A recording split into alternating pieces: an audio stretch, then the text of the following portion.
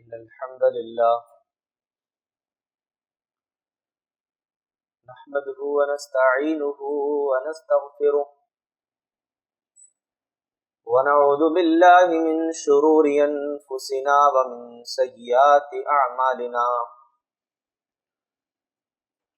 من يهده الله فلا مضل له ومن يضلله فلا هادي له وأشهد أن لا إله إلا الله وحده لا شريك له وأشهد أن محمدا عبده ورسوله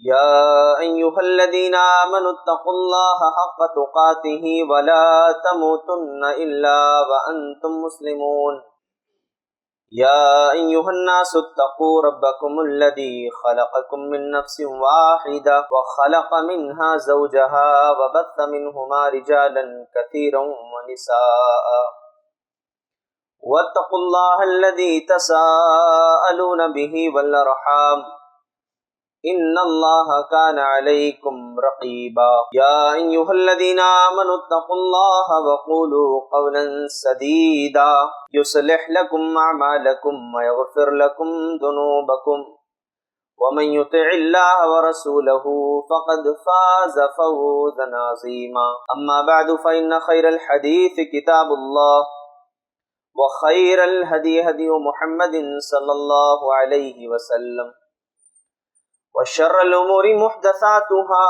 وكل محدثة بدعة وكل بدعة ضلالة وكل ضلالة في النار فقد قال الله تبارك وتعالى في كلامه المجيد والفرقان الحميد فأعوذ بالله من الشيطان الرجيم من همزه ونفخه ونفثه بسم الله الرحمن الرحيم قاف والقرآن المجيد بل عجبوا أن جاءهم منذر منهم فقال الكافرون هذا شيء عجيب أإذا متنا وكنا ترابا ذلك رجع بعيد قد علمنا ما تنقص الأرض منهم وعندنا كتاب حفيظ بل كذبوا بالحق لما جاءهم فهم في أمر مريج أفلم ينظروا إلى السماء فوقهم كيف بنيناها وزيناها وما لها من فروج والأرض مددناها وألقينا فيها رواسي وأنبتنا فيها من كل زوج بهيج تبصرة وذكرى لكل عبد منيب وقال الله تعالى في مقام آخر من عمل صالحا من ذكر أو أنثى فلنحيينه حياة طیبہ۔ معزز حاضرین جمعہ، نوجوان ساتھیوں، اسلامی بھائیوں اور پیارے بچوں،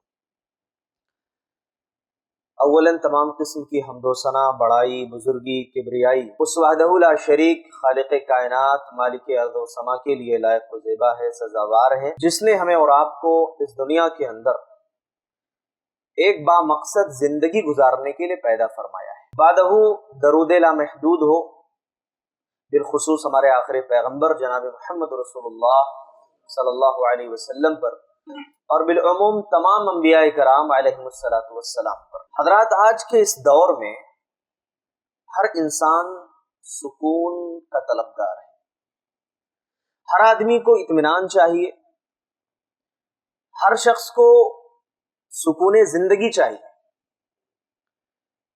اور اس کے لیے وہ رات دن محنت بھی کرتا ہے، تگ و دو کرتا ہے،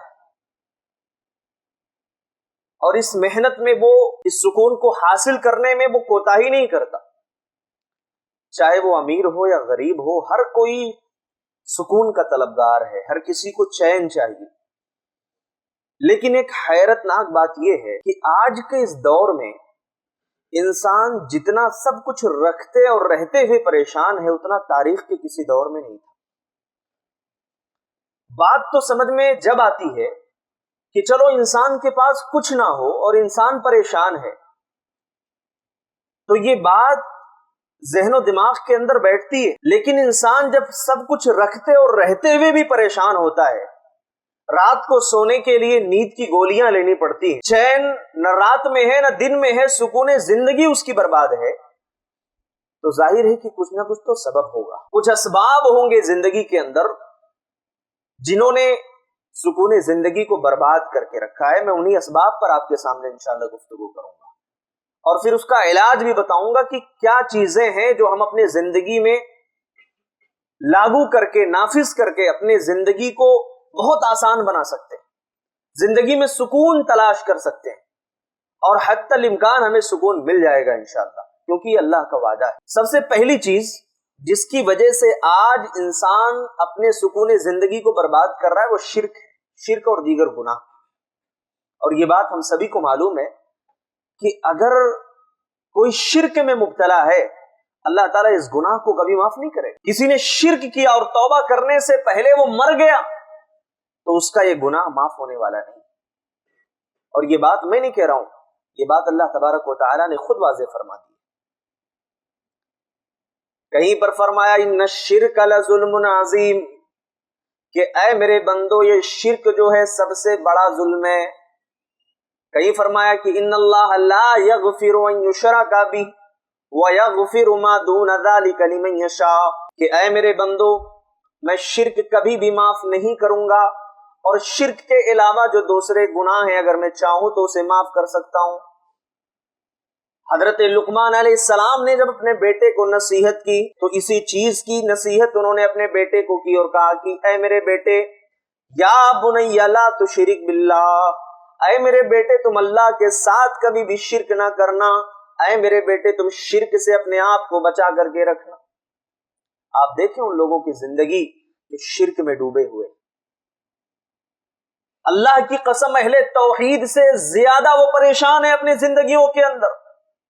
معمولی سی بیماری ہوتی ہے تو کہیں فلاں پیر کے پاس، کہیں فلاں بزرگ کے پاس بھٹک رہے ہیں، اپنی پیشانی کو ذلیل کر رہے ہیں، لیکن زندگی میں سکون نہیں ہے، آرام و راحت نہیں ہے، کیونکہ توحید کی امانت ان کے سینے میں موجود ہی نہیں، اللہ کی وحدانیت کو سمجھا ہی نہیں انہوں نے، اللہ کون ہے جانا ہی نہیں انہوں نے، اللہ رب العالمین کے سامنے اپنے جبین نیاز کو کبھی خم ہی نہیں کیا۔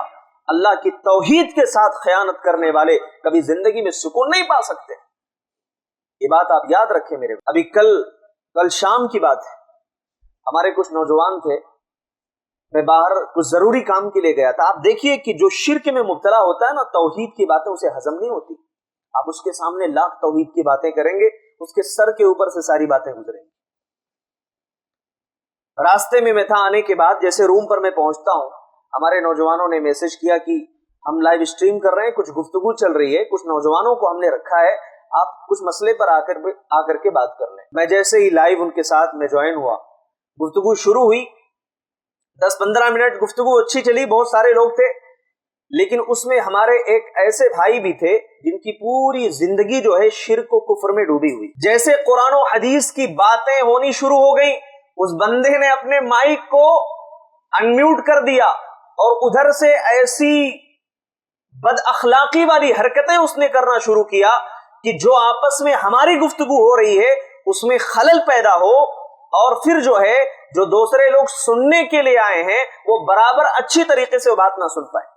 وہ کبھی مائک میں پھونک رہا ہے، کبھی کچھ اٹانگ پٹانگ حرکتیں کر رہا ہے، کبھی کوئی دوسری آواز یا دوسرا ساؤنڈ جو ہے وہاں کر رہا ہے، یعنی پورے ماحول کو وہاں خراب کر رہا ہے۔ سارے لوگوں نے مل کر کے کہا کہ بھائی آواز تو بند کر لو، اللہ کے واسطے بند کر لو، لیکن اللہ کی قسم آخر تک اس بندے نے اپنی آواز بند نہیں کی، کیونکہ اللہ اور اس کے رسول کی باتیں انہیں ہضم نہیں ہوتی، سمجھ میں نہیں آتی ہے، جبکہ وہاں نہ میں اپنی بات کر رہا تھا، نہ میں اپنے مفاد کی بات، نہ کوئی بھی اپنی مفاد کی بات کر رہا تھا، وہاں ہر کوئی اللہ اور اس کے رسول صلی اللہ علیہ وسلم کی بات کر رہا تھا، وہاں قرآن و حدیث کی بات ہو رہی تھی، قرآن و حدیث کے فرامین سنائے جا رہے تھے، لیکن پھر بھی یہ بات اس کو سمجھ میں نہیں آئی۔ تو میرے بھائی یہ بہت بڑی چیز ہے، سکون زندگی کو برباد کرنے والا پہلا سبب یہ ہے کہ انسان اپنی زندگی کو شرک میں، کفر میں غرق کر کے رکھے، اللہ کی وحدانیت کا احساس اس کے دل کے اندر نہ ہو، اور پھر وہ زندگی میں سکون تلاش کرے، اسے سکون نہیں ملے گا۔ دوسری چیز کیا ہے؟ شرک کے علاوہ بھی اور بہت سارے گناہ ہیں جس کی وجہ سے انسان کا سکون زندگی برباد ہے، انسان کی سکون زندگی غارت ہے۔ وہ کیا اسباب ہے؟ دوسرا سبب اور دیگر گناہ۔ بہت سارے گناہ ہو سکتے ہیں. اللہ تبارک و تعالی نے قرآن مجید کے اندر ایک زبردست بات بیان فرمائی ہے کہ اللہ کے ذکر سے جو لوگ اعراض کرتے ہیں اللہ تعالی ایسے لوگوں کے اوپر شیطان کو مسلط کر دیتا ہے، اور قیامت کے دن ایسے لوگ اندھے کر کے اٹھائے جائیں گے جو دنیا میں اللہ کے ذکر سے منہ موڑ کر رکھے تھے. وَمَنْ أَعْرَضَ عَنْ ذِكْرِي فَإِنَّ لَهُ مَعِيشَةً ضَنْكًا، جو میرے ذکر سے اعراض کرے گا ہم اس کی زندگی کو تنگ بنا دیں گے، یعنی اس کی زندگی میں سکون نہیں رہے گا، چین نہیں رہے گا، آرام نہیں ہے. وَنَحْشُرُهُ يَوْمَ الْقِيَامَةِ أَعْمَىٰ، اور قیامت کے دن ہم اسے اندھا کر کے اٹھائیں گے. قَالَ رَبِّ لِمَ حَشَرْتَنِي أَعْمَىٰ وَقَدْ كُنْتُ بَصِيرًا، وہ قیامت کے دن کہے گا کہ اے اللہ تو نے مجھے آج اندھا کر کے کیوں اٹھایا، میں تو دنیا میں بینا تھا، میں تو دیکھا کرتا تھا. قَالَ كَذَٰلِكَ أَتَتْكَ آيَاتُنَا فَنَسِيتَهَا وَكَذَٰلِكَ الْيَوْمَ تُنسَىٰ، فرمایا کہ دنیا میں میری آیتیں تیرے پاس آئی تھیں لیکن تو نے ان آیتوں کو بھلا دیا، میرے کلام کو تو نے بھلا دیا، میری باتوں کو تو نے نہیں مانا، اسی لیے آج تجھے بھی یہاں بھلا دیا جائے گا. وَكَذَٰلِكَ الْيَوْمَ تُنسَىٰ، آج تجھے بھلا دیا جائے گا. دنیا میں جو اللہ کو بھولے بیٹھے ہیں، اللہ کے ذکر سے دور ہیں، گناہوں میں جن کی زندگی غرق ہے، میرے بھائی میں آپ کو کیا بتاؤں، ایسے ایسے نوجوان ملیں گے کہ اللہ کی قسم نشے کے عادی ہیں. اگر آپ کو اللہ نے توفیق دی ہے، آپ اللہ سے جڑے ہیں، آپ موسیقی سے دور ہیں، آپ گانے بجانے سے دور ہیں، آپ حرام اور منشیات سے دور ہیں، سگریٹ نوشی، تمباکو اور دیگر جو حرام کردہ چیزیں سب سے دور ہیں، تو اللہ کی قسم بہت بڑی رحمت ہے اللہ کی آپ کے اوپر. علامہ ابن تیمیہ رحمۃ اللہ علیہ نے بڑی زبردست بات لکھی ہے، فرمایا کہ وہ دل جو قرآن کو سننے کے بجائے دنیا کے نغمات سننے کا عادی ہو، وہ دل جو اللہ کا کلام سننے کے بجائے گانے اور موسیقی سننے کا عادی ہو، فرمایا کہ ایسا دل اللہ کی قسم یہ اس بات کی مضبوط دلیل ہے کہ اس دل کے اندر اللہ کے کلام کی محبت ہی موجود نہیں.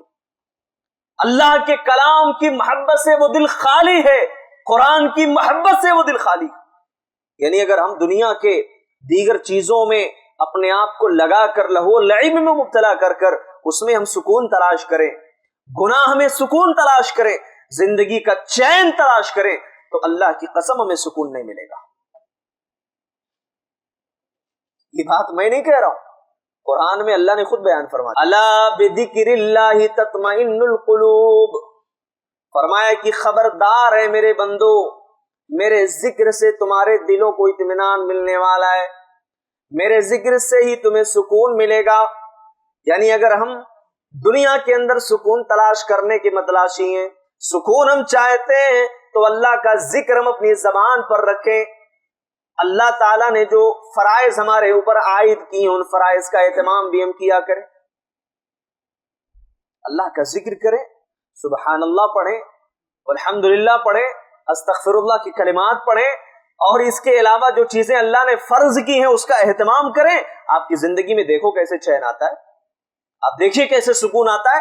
اور اگر آپ گناہ میں غرق رہیں گے، گناہ میں زندگی ڈوبے گی، تو یاد رکھو کہ یہ دل جو ہے نا دھیرے دھیرے کالا ہو جاتا ہے. اگر میں آپ سے کہوں کہ اگر ہمارے اس دل میں معمولی سی کوئی بیماری لاحق ہو جائے تو ہم اس کے علاج کے لیے کوئی بھی ڈاکٹر نہیں چھوڑتے ہیں. جو بڑھیا سے بڑھیا ڈاکٹر ہوتا ہے، اچھے سے اچھا ڈاکٹر ہوتا ہے، اس کے پاس جائیں گے علاج کرانے کے لیے، لاکھوں روپے ہم وہاں دینے کے لیے تیار رہتے ہیں.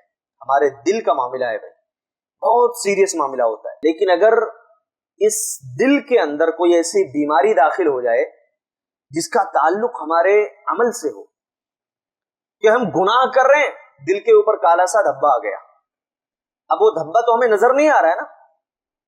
اگر ہمیں باہر جانا ہو میڈیکل کرانے کے لیے جائیں اور ڈاکٹر بول دے کہ بھائی کہیں کچھ انفیکشن ہے، معمولی سا انفیکشن نظر آ رہا ہے، تو ہمیں اپروو نہیں کیا جائے گا، ہم ریٹرن کر دیے جائیں گے. تو اللہ کی نظر میں محبوب بننا ہے، پسندیدہ بننا ہے، تو یاد رکھو کہ سب سے پہلی چیز اپنے دل کو صاف اور پاک رکھو. اللہ کے رسول صلی اللہ علیہ وسلم نے ایک بات زبردست بیان فرمائی ہے کہ جب کوئی مومن گناہ کرتا ہے تو مومن گناہ کرنے کے بعد اپنے گناہ کو مہلک سمجھتا ہے۔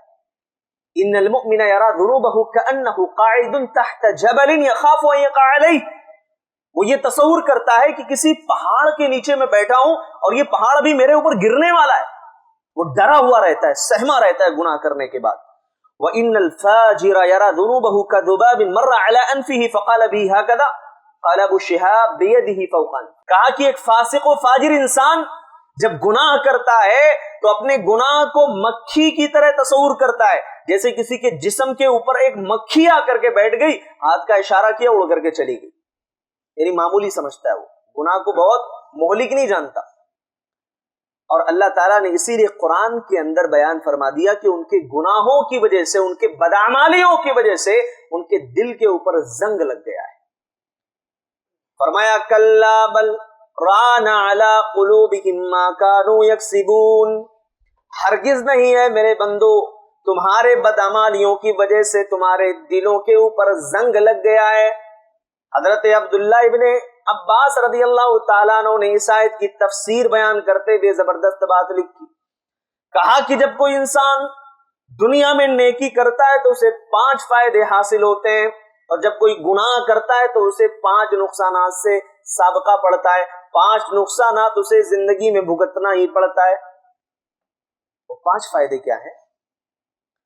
فرمایا کہ ان للحسنۃ ضیاء فی الوجہ، نیکی کرنے کی وجہ سے چہرے کے اوپر نور آ جاتا ہے، وَنُورًا فِي الْقَلْبِ، اور دل کے اندر بھی اللہ تبارک و تعالی روشنی پیدا فرما دیتا ہے، یعنی ہمارے دل میں بھی اس بات کی توفیق اللہ تبارک و تعالی پیدا فرما دیتا ہے کہ صحیح اور غلط کی تمیز کرنے کا فرق ہمارے پاس ہوتا ہے۔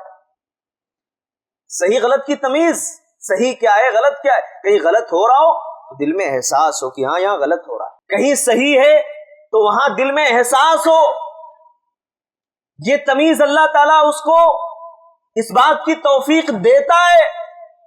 فرمایا کہ وسعۃ فی الرزق، اور اللہ تعالیٰ اس کی روزی میں برکت بھی دیتا ہے، اس کی روزی میں کشادگی کر دی جاتی ہے، وقوۃ فی البدن، اور اس کے جسم میں قوت پیدا کر دی جاتی ہے، ومحبۃ فی قلوب الخلق، اور لوگوں کے دلوں میں اس کے لیے محبت پیدا کر دی جاتی ہے۔ کوئی نیک انسان ہو دنیا سے چلا جائے، لوگ کیا بولتے ہیں؟ بھائی بڑا اچھا آدمی تھا، چلا گیا، اللہ اس کو جنت دے۔ ہاں، ہر کوئی دعا کرتا ہے کہ نہیں کرتا ہے؟ اچھے نام سے لوگ یاد کرتے ہیں، بڑا اچھا انسان تھا، بڑا اچھا آدمی تھا۔ یہ 5 فائدے ملے، یعنی ہماری روزی کا، کاروبار کا مسئلہ بھی حل ہو گیا، جسمانی بیماری کا مسئلہ بھی حل ہو گیا، کیونکہ بہت ساری آفتیں ہمارے اوپر جو ہیں وہ گناہ کی وجہ سے آتی، گناہ کی وجہ سے وہ پریشانی، وہ تکلیف، اور اس کی وجہ سے اللہ تعالیٰ اتنا رحمان و رحیم ہے کہ کوئی تکلیف ہمیں پہنچتی ہے تو ہمارے گناہ بھی مٹا دیتا ہے۔ کتنی بڑی رحمت ہے اللہ تبارک و تعالیٰ۔ فرمایا کہ اسی طریقے سے جب کوئی انسان گناہ کرتا ہے تو 5 نقصانات، وَإِنَّ لِلسَّيِّئَةِ سَوَادًا فِي الْوَجْهِ، چہرے کے اوپر تاریکی چھا جاتی ہے، کتنا ہی خوبصورت ہو، دیکھنے میں بہت خوبصورت اور اسمارٹ لگ رہا ہو، لیکن نہیں، اگر گناہ کر رہا ہے اس کے چہرے کے اوپر تاریکی آ گئی، چہرے کا نور چھن جاتا ہے۔ وَظُلْمَةً فِي الْقَلْبِ، اور دل کے اندر بھی اللہ تعالیٰ تاریکی پیدا فرما دیتا ہے۔ دل کی تاریکی کیا ہے؟ اذان کی آواز بھی سنائی دے رہی ہے لیکن مسجد میں آنے کی توفیق نہیں، یعنی اللہ اور بندے کے درمیان جو قربت ہے وہ قربت ختم ہو گئی، اللہ تبارک و تعالیٰ سے قریب ہونے کے بجائے اس کے دل میں ایک عجیب و غریب وحشت جو ہے بیٹھ جاتی ہے، وہ اللہ سے دور بھاگنے لگتا ہے، وہ اللہ کے گھر سے دور بھاگتا ہے۔ وَظُلْمَةً فِي الْقَلْبِ وَنَقْصًا فِي الرِّزْقِ، اس کی روزی میں کمی کر دی جاتی ہے۔ وَوَهَنًا فِي الْبَدْنِ، اس کے جسم میں کمزوری آ جاتی ہے۔ وَبُغْضًا فِي قُلُوبِ الْخَلْقِ، اور تمام لوگوں کی دلوں میں اس کے لیے نفرت ڈال دی جاتی ہے۔ جب وہ دنیا سے جاتا ہے ہر کسی کی زبان پہ برے الفاظ اور برے تاثرات ہوتے ہیں، اچھا ہوا بھائی چلا گیا، مر گیا مردود نہ فاتحہ نہ درود، بڑا اچھا ہوا چلا گیا، یعنی اس طریقے سے میرے بھائی لوگ اس کو برا بھلا کہتے ہیں، اس کے جانے کے بعد کہ بڑا اچھا ہوا چلا گیا، بہت پریشان کرتا تھا لوگوں کو. اللہ میرے بھائی، اسی طریقے سے سکون زندگی کو برباد کرنے والی جو تیسری چیز ہے وہ ہے حرص و ہوس. انسان کے دل میں اگر یہ لالچ پیدا ہو جائے تو لالچ بہت بری بلا ہے. لالچ بہت بری بلا ہے، انسان کو ہلاک و برباد کر دیتی ہے. لالچ کے بارے میں اللہ کے رسول کی ایک حدیث پڑھوں آپ کے سامنے. ایسی حدیث ہے، آدمی دیکھیے، قناعت پسندی جو ہے نا بہت بڑی دولت ہے اللہ کی.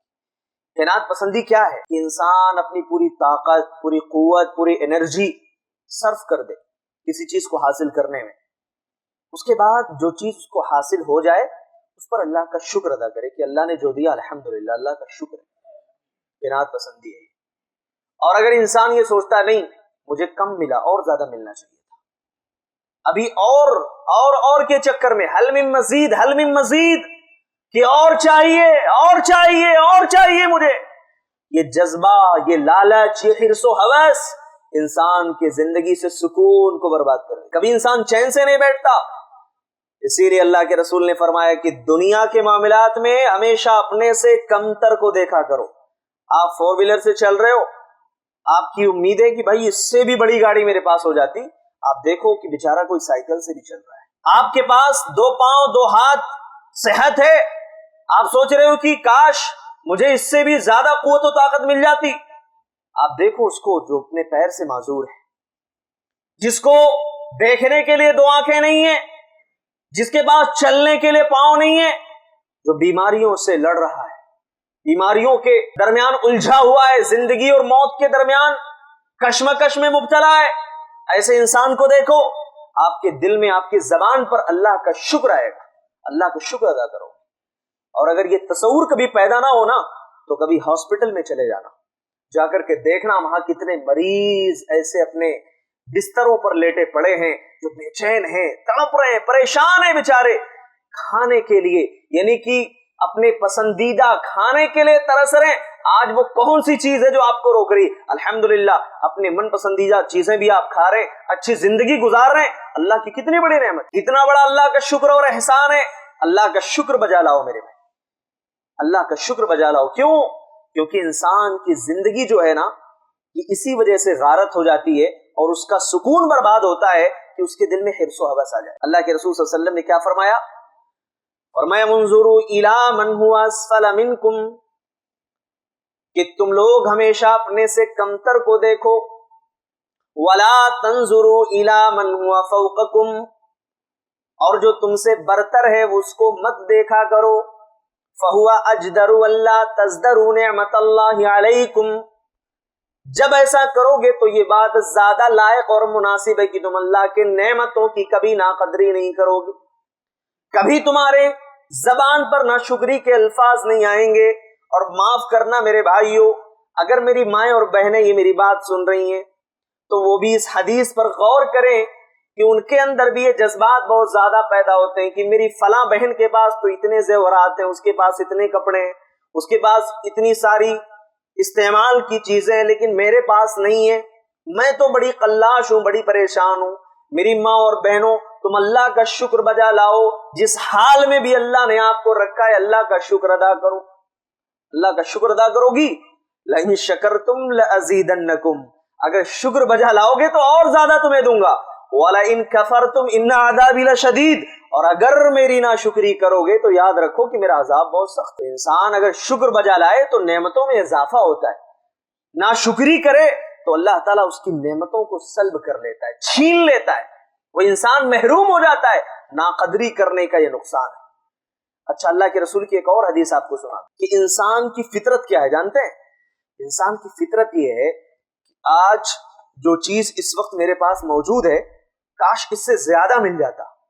تو اس حرص و ہوس کی لالچ میں وہ اللہ تبارک و تعالیٰ کے نعمتوں کا احساس ہی نہیں کرتا ہے، یعنی موجودہ نعمت پر اس کو کوئی احساس نہیں ہے. جو چیز موجود ہی نہیں اس کے بارے میں فکر مند ہے، لیکن جو نعمت موجود ہے اس کی قدر نہیں، اس کی قیمت نہیں، اس کے بارے میں اللہ تعالیٰ کا شکر بجا لانے کی توفیق نہیں ملتی ہے اس کو. اللہ کے رسول نے فرمایا کہ لو كان لابن آدم وادیان من ذهب، اگر ابن آدم کو سونے کے 2 پہاڑ مل جائیں، سونے کے دو پہاڑ لبتغا ثالثا، تیسرے کی تلاش میں نکل جائے گا، تیسرے کی تلاش میں، کاش ایک اور مل جاتا، تیسرا بھی مل جائے تو چوتھے کی تلاش میں نکلے گا، کاش چوتھا بھی آ جائے، پانچواں آ جائے. یعنی بیچارہ اگر وہ پورے ایک علاقے کو بھی خرید لے، سوچے گا کہ میں پورا ایک ملک خرید لوں، پوری دنیا پر قابض ہو جاؤں، یعنی اس کی یہ حرص و حوث اور اس کی یہ لالچ ختم نہیں ہوتی. اور اللہ کے رسول نے آگے فرمایا وَلَا يَمْلَأُ جَوْفُ ابْنِ آدَمَ إِلَّا التُّرَابُ، ابن آدم کے اس پیٹ کی بھوک کو قبر کی مٹی ہی بجھا سکتی. دنیا میں کسی کے پاس یہ طاقت نہیں کہ اس کی اس بھوک کو مٹا سکے. جس دن وہ مر جاتا ہے، ختم ہو گیا، سانسیں بند ہو گئی، اس کی بھوک اس کی موت کے ساتھ مٹ گئی، ختم. یہ حرص و حوث ہے میرے بھائی. اس لیے قناعت پسندی، اللہ تعالیٰ کی نعمتوں کا شکر بجا لاؤ، جس حال میں بھی اللہ نے رکھا ہے الحمدللہ.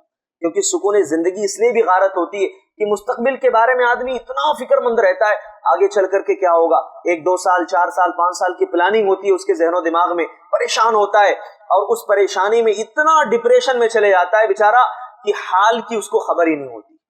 یہ بات یاد رکھو کہ موجودہ جو نعمت ہے اس پر شکر بجا لاؤ اللہ رب العالمین، اللہ کا شکر ادا کرو، اور آگے مستقبل کے لیے آپ تیاریاں کرو. اللہ نے روکا نہیں ہے، لیکن اس کے بارے میں اتنا ڈپریشن میں آنے کی ضرورت نہیں کہ آدمی جو ہے اپنے آپ کو ہلاک کر لے، اپنے آپ کو برباد کر لے. اسی طریقے سے ایک اور چیز ہے حسد.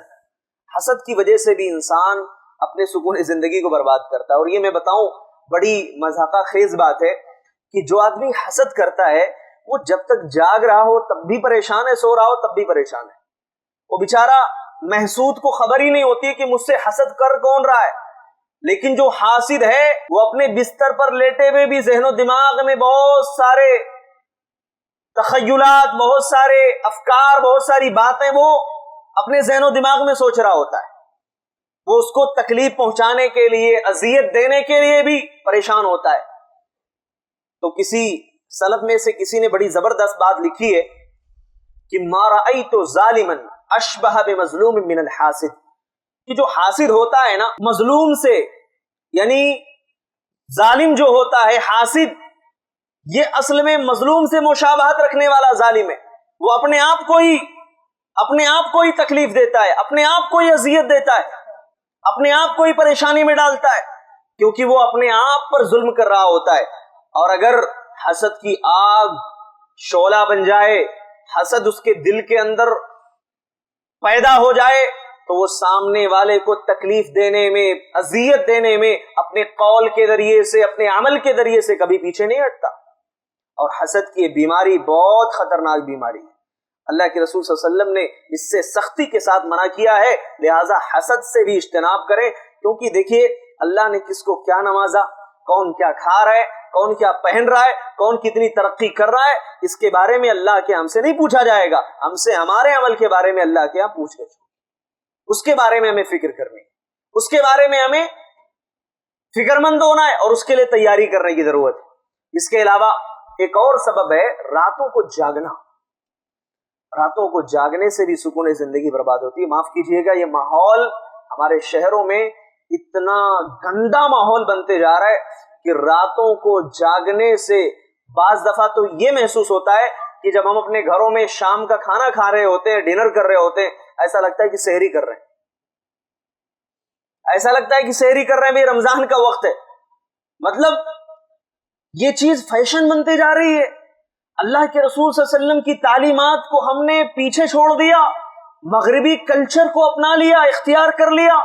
یاد رکھو کہ اس کلچر کو اختیار کرنے میں دنیا کا بھی نقصان اور خسارہ آپ کو اٹھانا پڑے گا، اور آخرت میں بھی اللہ کے پاس جواب دہی ہونی، اللہ کے ہاں جواب دینا ہے. کیونکہ اللہ کے رسول صلی اللہ علیہ وسلم نے مغرب کے فوری بعد سونے سے اور عشاء کے بعد جاگنے سے منع کیا ہے، اللہ کی کوئی اشد ضرورت ہمارے سامنے ہو، کوئی شرعی ضرورت ہو.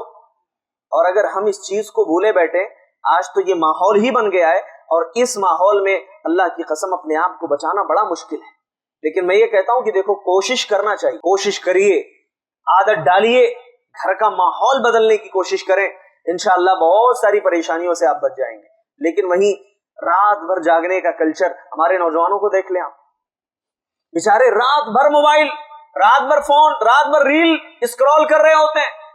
वालिदैन मना कर दें, अब्बू के ऊपर भड़क जाएंगे, माँ बाप के ऊपर भड़क जाएंगे, माँ बाप से लड़ाई करने लगे, माँ बाप से जो है बहसों मुबासे करने लगे, उनको हवाले देने लगे, फलां के पास तो ये है, फलां ने अपने बच्चे को ये दिलाया, तुमने क्या दिलाया।